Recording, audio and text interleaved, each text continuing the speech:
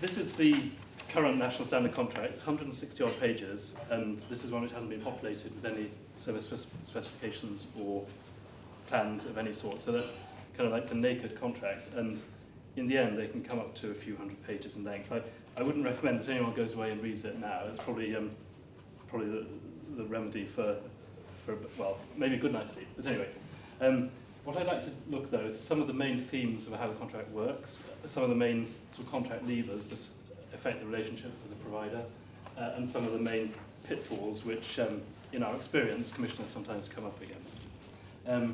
At the moment, the department writes a new or revised contract every year, covering most of the main services: acute, mental health, community services, ambulance services, and one or two other more specialised services.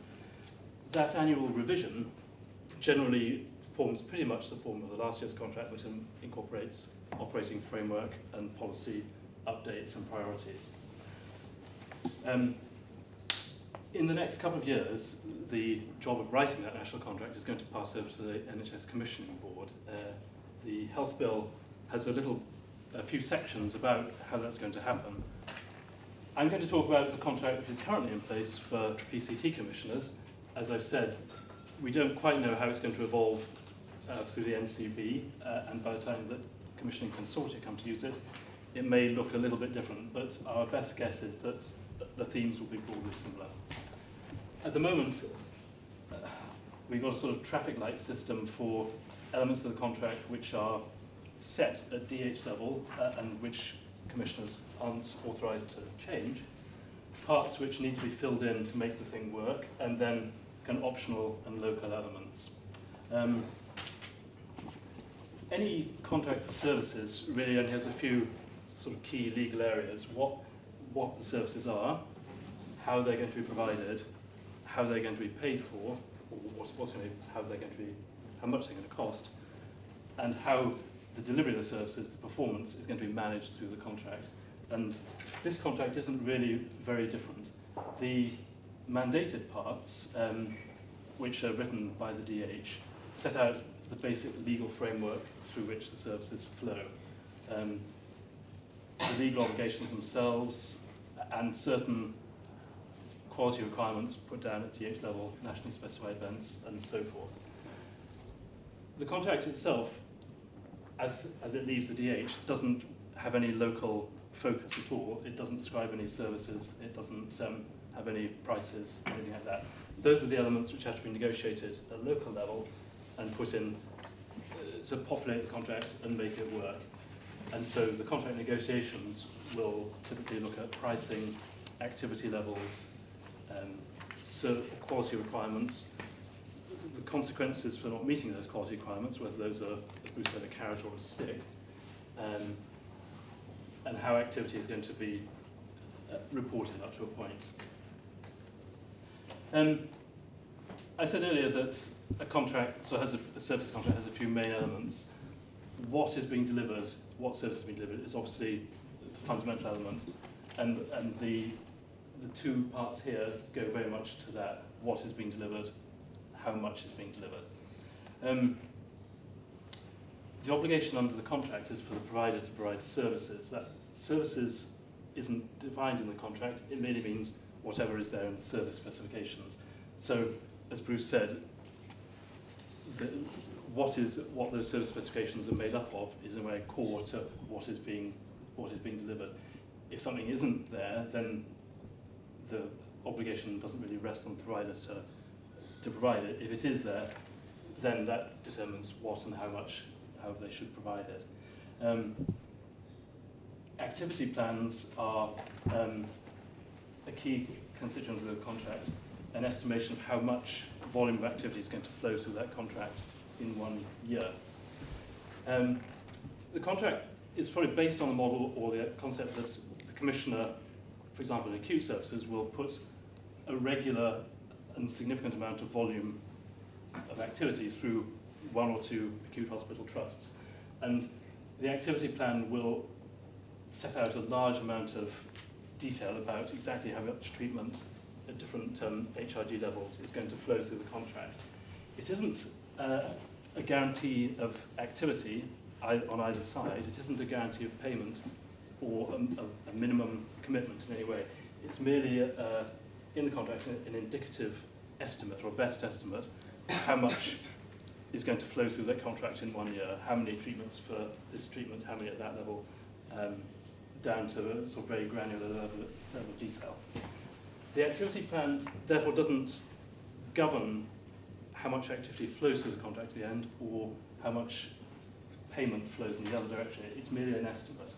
It's useful for budgeting purposes, for managing resources and demand, and it's useful for estimating monthly payments, which then have to be reconciled against actual activity. But the contract itself isn't a sort of a fixed contract for a set amount of work. It's merely a framework saying we think there's going to be this much activity flowing through it, made up of this, that, and the other. What activity flows through it will be governed by these terms. The contract includes a number of performance levers and ways of managing performance. I think we come on to these in a little more detail later, so I'm just going to skim through these. Quality requirements are set both at national and local level, and some may be mandated and some may be for local agreement. Information requirements, as we've heard, national and local reporting requirements, and then the performance management tools we'll come on to in a little while.